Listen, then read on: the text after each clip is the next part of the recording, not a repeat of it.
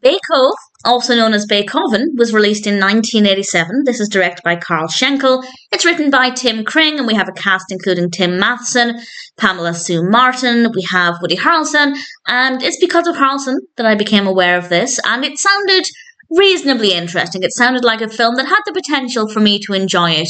There were definitely some good moments, but I found it to be very slow. So the good moments, the suspenseful moments, were very good, but the bits around it were just a little bit slow. They dragged on quite a bit.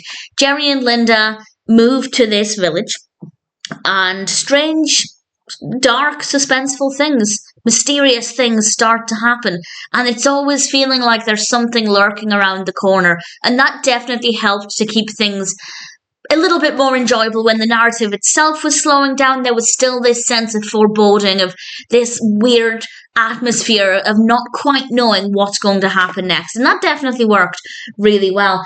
And these strange happenings seem to be linked to a coven, and I'll say no more than that. I don't want to give away too much of the good bits, but in general, there are several things that happen that are a lot more dramatic than I was expecting. They seem to come out of nowhere, which worked really well. And by this I mean something peculiar would happen, but it's relatively tame.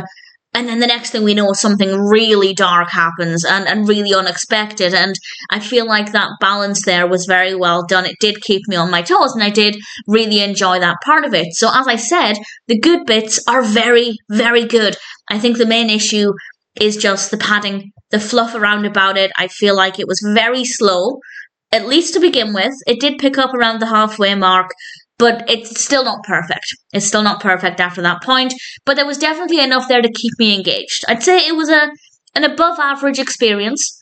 I did enjoy the good bits a lot, but I do think the pacing in between needed a little work. It's not tremendously long, though. It's about an hour and a half. We could have maybe got it down to an hour and 20 and maybe tightened it up a little bit. Certainly maybe the first 20 minutes, maybe even the first half an hour, it just dragged on, and I just thought, I'm not enjoying this.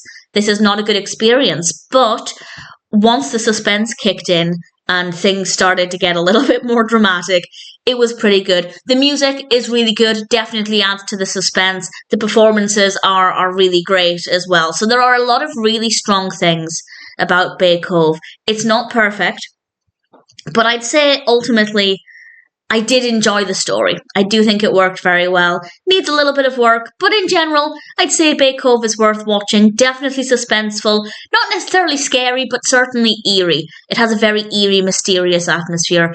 Great, well-written characters, solid performances, great music that really did help to heighten things.